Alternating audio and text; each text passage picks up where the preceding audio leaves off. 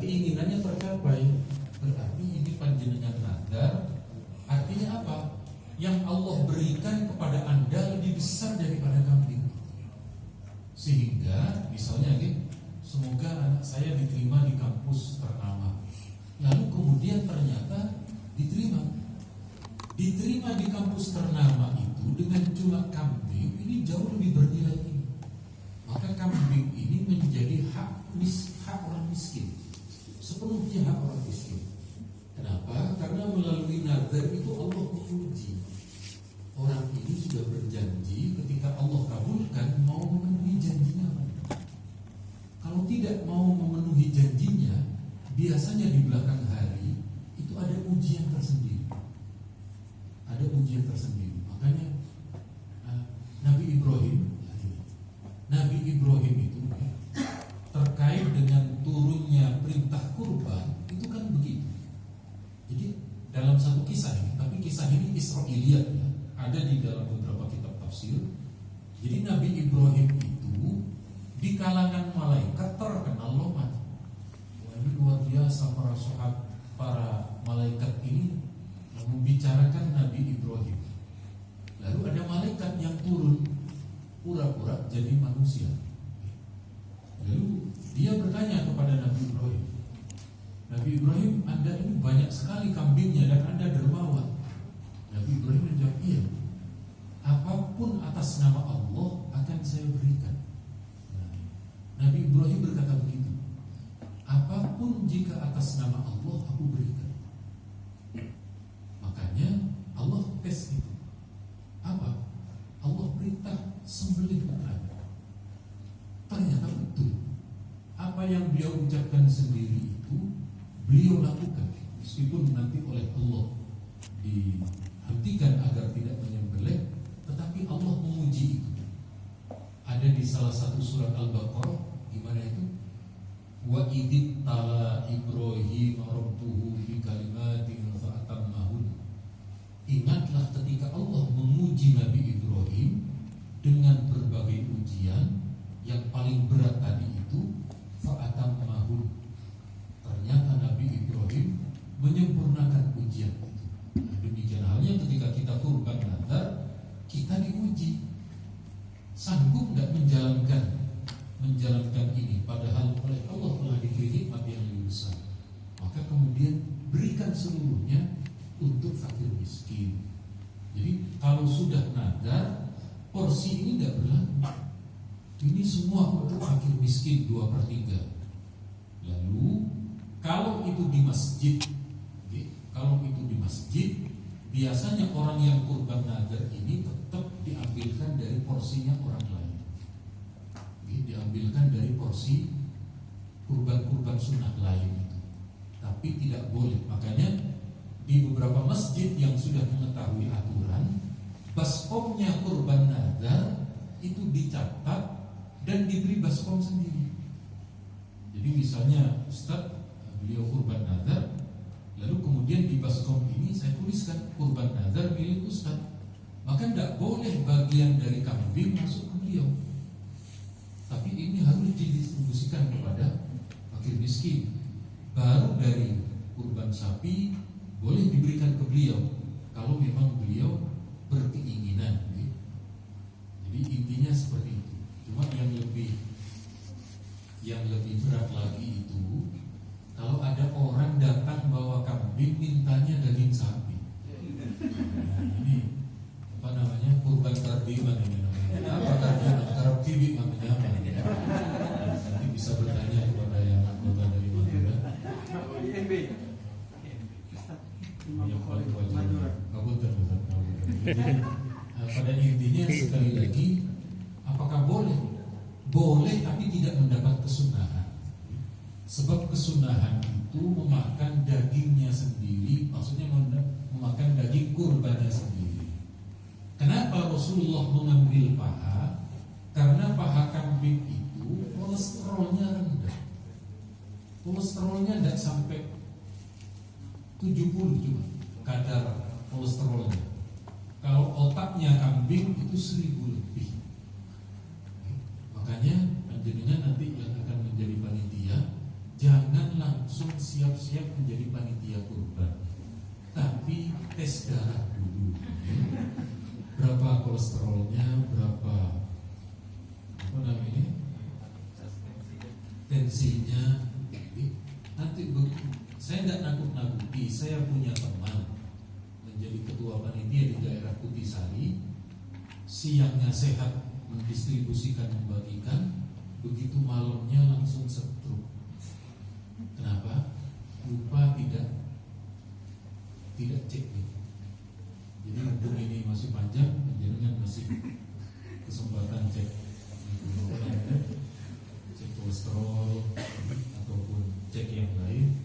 Sebab sekali lagi kita tidak pernah tahu berapa ukuran-ukuran itu supaya betul-betul terhindar dari penyakit.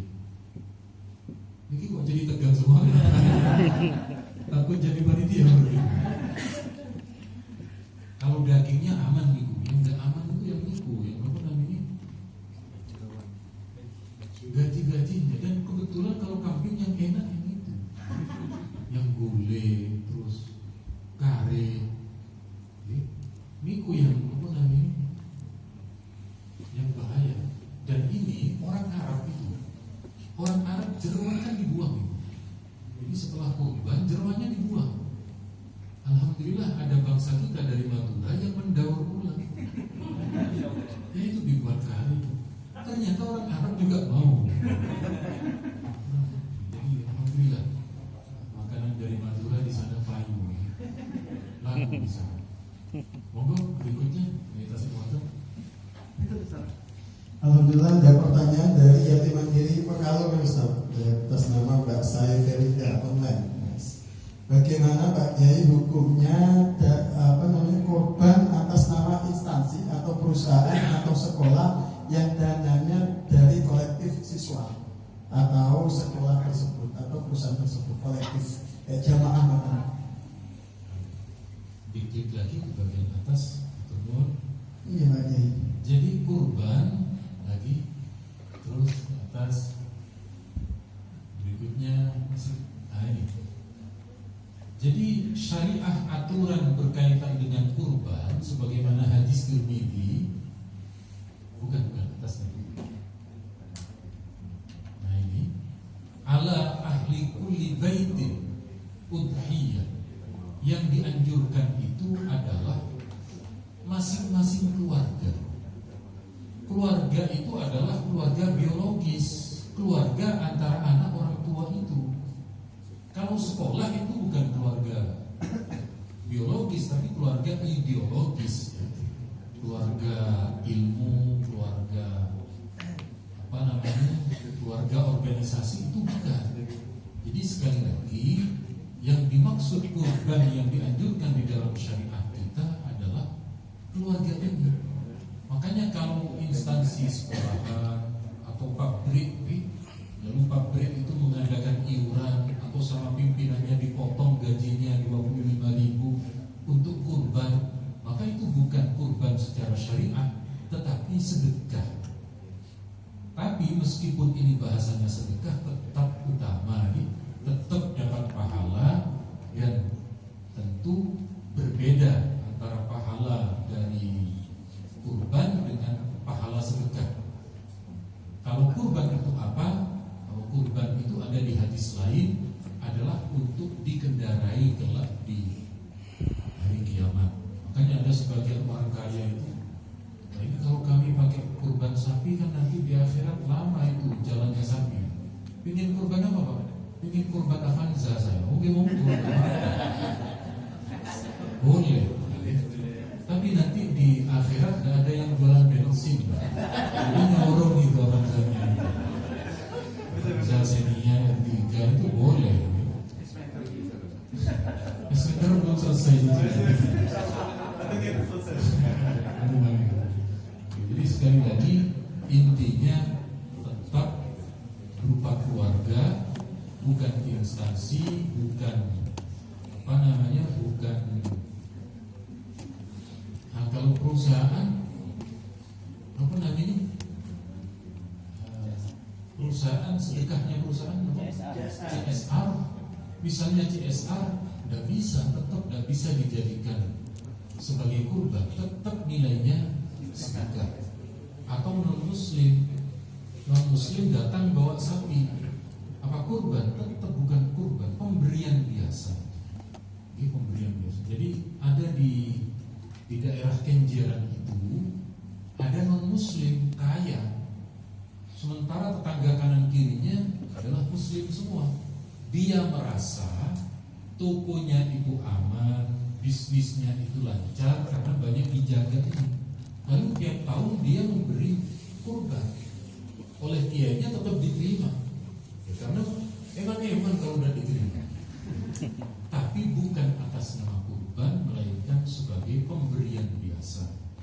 Nabi juga pernah kok, Nabi pernah diberi bighal. Bighal itu sejenis binatang, oleh non muslim diterima oleh Nabi. Jadi kalau untuk pemberian dari non muslim diterima. Kalau Anda panjenengan belum mau menerima, nanti saya kasih nomor WA saya. Karena itu manfaatnya juga untuk saudara-saudara. Baik, terima kasih. Berikutnya Bagaimana tujuannya Pak? Ya, Bismillahirrahmanirrahim. Pertanyaan dari Zisco Sulaiman. Anjuran untuk tidak memotong kuku dan rambut itu apakah berlaku untuk shahidul korban saja atau keluarga juga terkena anjuran tersebut?